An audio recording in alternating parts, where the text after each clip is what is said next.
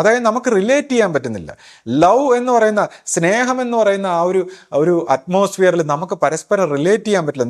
നമ്മൾ പറഞ്ഞിട്ടുള്ളതും കേട്ടതുമായിട്ടുള്ള ഈ അറിവുകളും ഇമേജും ജഡ്ജ്മെൻറ്റും ഒക്കെ വെച്ചിട്ടാണ് ഒരാളുമായിട്ട് ബന്ധപ്പെടുന്നത്. അപ്പം നമുക്ക് ആ ബന്ധമേ ഇല്ല. അപ്പം നമ്മളിങ്ങനെ ചെന്ന് ഒരാളെടുത്ത് ചിരിക്കാനോ സംസാരിക്കാനൊക്കെ നോക്കുമ്പോൾ അവർക്ക് ചിലപ്പോൾ പെട്ടെന്ന് ഇന്നലെയൊക്കെ എഴുതിയതുമായിട്ട് ബന്ധപ്പെട്ട് ദേഷ്യം, അല്ലെങ്കിൽ ഇപ്പോഴാണെങ്കിൽ വീഡിയോയിൽ സംസാരിച്ചതുമായിട്ട് ചിലർക്ക് ദേഷ്യം, ചിലർക്ക് സ്നേഹം. അപ്പോൾ ഇത് ആർക്ക് എന്ത് ആറ്റിറ്റ്യൂഡാണെന്ന് അറിയാത്തതുകൊണ്ട് ഞാനിപ്പോൾ വന്ന് പലരെയും നോക്കാതെ ഇങ്ങനെ നടന്നങ്ങ് പോകും. അവിടെ നിന്ന് പരിചയമുള്ളവരെ കണ്ടു കഴിഞ്ഞാൽ പലരും എന്ത് അഭിപ്രായമാണ്, എന്താണ് അവരുടെ ആറ്റിറ്റ്യൂഡ് നമുക്ക് പറയാൻ പറ്റില്ല, അങ്ങനെ അങ്ങ് പോകും. പക്ഷേ ഈ ഒരു ഭാവത്തിൽ ഞാനിങ്ങനെ നടക്കുമ്പോൾ ഞാൻ പറഞ്ഞു, ഞാനിൽ നിന്ന് ഞാൻ സ്വതന്ത്രമായി. എൻ്റെ പ്രശ്നങ്ങളും എൻ്റെ പ്രോബ്ലങ്ങളും എൻ്റെ സ്ഥിരമായിട്ടുള്ള ഒരു ക്യാരക്ടറെ മാറി. ഞാൻ ഒരു പുതിയ ഗുരുബോധം പോലത്തെ ഒരു പുതിയ ബോധത്തിൽ നിൽക്കുകയാണ്.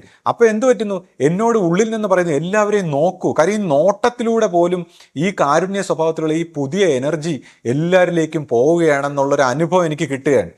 അതായത് അപ്പോൾ എൻ്റെ മനസ്സിൽ പറയുന്നു, ഞാൻ ഈ അഖണ്ഡനാമമൊക്കെ ജപിക്കുമ്പോൾ ഉറച്ച് ജപിക്കൂ. കാരണം ഈ ഒരു അവസ്ഥയിൽ നിന്ന് വരുന്ന ഓരോ അഖണ്ഡനാമ മന്ത്രങ്ങളും നമ്മുടെ നോട്ടങ്ങളും ഇതെല്ലാം ഒരു അനുഗ്രഹമായി ഈ അന്തരീക്ഷത്തിലേക്ക് മാറുകയാണെന്ന് നമുക്ക് തോന്നുകയാണ്.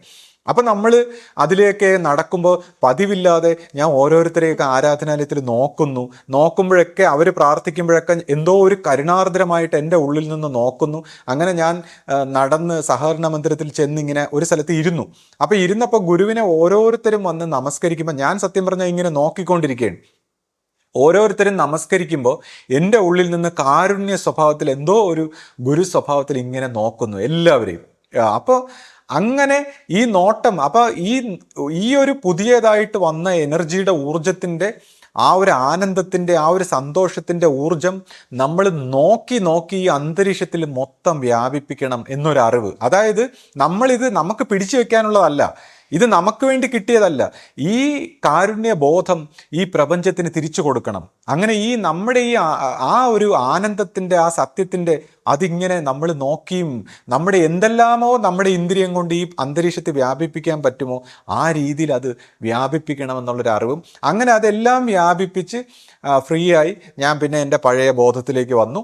അപ്പോൾ എനിക്കൊരു കാര്യം മനസ്സിലായി, ഈ ഗുരു, അപ്പോൾ ഇതിപ്പോൾ ഞാൻ പറയുമ്പോൾ ഇത് ഗുരു യഥാർത്ഥത്തിൽ ഇങ്ങനെ ആയിരിക്കണമെന്നില്ല.